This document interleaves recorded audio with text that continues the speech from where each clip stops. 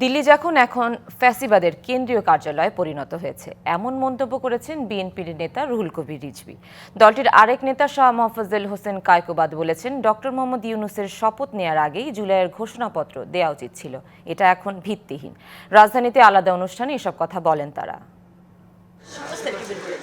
সোমবার সকালে রাজধানীর পঙ্গু হাসপাতালে জুলাই আগস্টে বৈষম্যবিরোধী ছাত্র আন্দোলনে আহতদের খোঁজ খবর নিতে যান বিএনপির জাতীয় নির্বাহী কমিটির ভাইস চেয়ারম্যান কাজী শাহ মোফাজ্জল হোসেন কায়কোবাদ।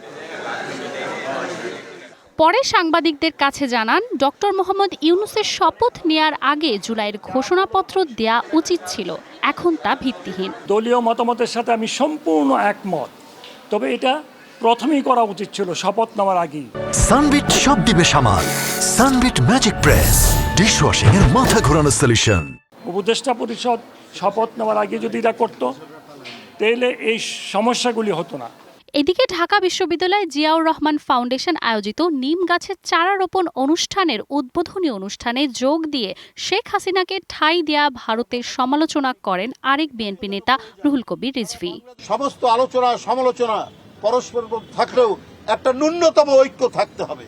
এই ঐক্য যদি না থাকে, তাহলে সেই ফ্যাসিবাদের পুনরুত্থান হওয়া খুব কঠিন হবে না। দিল্লি যেন এখন একটি সেই ফ্যাসিবাদের কেন্দ্রীয় কার্যালয়ে পরিণত হয়েছে। সুতরাং তারা বসে নেই, তারা নানা কায়দায় নানাভাবে তারা তাদের চক্রান্ত ষড়যন্ত্র অব্যাহত রেখেছে। তিনি বলেন, ফ্যাসিবাদী কায়দায় শুধু গণতন্ত্র নয়, পরিবেশকেও বিপন্ন করেছে আওয়ামী লীগ সরকার।